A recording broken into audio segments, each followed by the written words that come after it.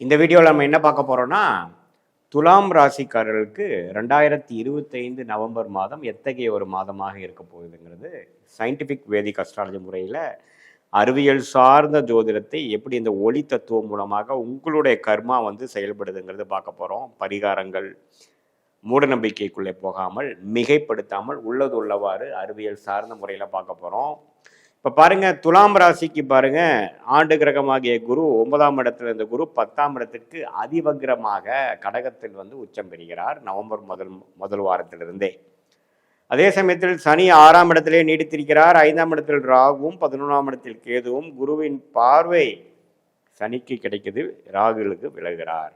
இப்படி இருக்கக்கூடிய ஆண்டு கிரகத்தின் பயிற்சி சஞ்சாரங்கள் பார்த்தீங்கன்னா துலாம் ராசிக்கு நல்ல ஒரு அமைப்பு தான். ஏன்னா என்னதான் 9ஆம் இடத்திலிருந்து ராசியை பார்த்தாலும் 10ஆம் இடத்துக்கு மாறினது புதன், சூரியன், செவ்வாய் அப்படிங்கிற கிரகத்தை 5ஆம் பார்வையாக பார்க்கிறார் அப்படிங்கிறது விசேஷம். ஏன்னா 7ஆம் இடம் என்று சொல்லப்படுகிற பங்குதாரர், மனைவியாக இருந்தால் கணவர், கணவனாக இருந்தால் மனைவியை குறிக்கக்கூடிய அந்த செவ்வாய் கிரகம் ஆட்சி பெற்று குருவின் பார்வை, உச்ச குருவின் பார்வை பெறுவது நல்ல ஒரு குடும்பத்துக்கு, உறவுக்கு, சகோதரத்துக்கு, பங்குதாரர்களோட உறவுகளுக்கு, கொலீக்ஸ், கஸ்டமர்ஸ் போன்ற ரிலேஷன்ஷிப்புக்கு ஒரு நல்ல அமைப்பு. வண்டி, வாகனம், இடம், வீடு போன்ற விஷயத்துக்கு ஒரு நல்ல அமைப்பை கொடுக்கக்கூடிய அமைப்பு. சுக்கிரன், செவ்வாயின் சஞ்சாரங்கள் நன்றாக இருக்கிறது.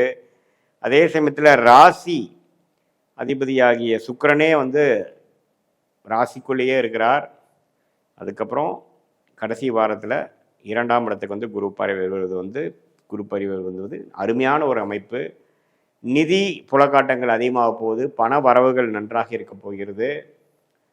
துலாம் ராசிக்கு வரவேண்டிய பணம் இதுவரை கடந்த ஒரு 4 மாதமாக 5 மாதமாக எல்லாம் கொஞ்சம் டிலேவாக இருந்துட்டு இருக்கக்கூடிய அமைப்புகள்லாம் பரிபூர்ணமாக மாறி அந்த உச்ச குருவின் பார்வை 2ஆம் இடத்தில் விழுவதனாலே கொஞ்சம் பண வரவு கொஞ்சம் நல்லா இருக்க போகுது. 2025 நவம்பர் மாதம் குறிப்பாக சொல்லணுன்னா ஒரு செகண்ட் வீக்லேருந்து நல்ல ஒரு அமைப்பு.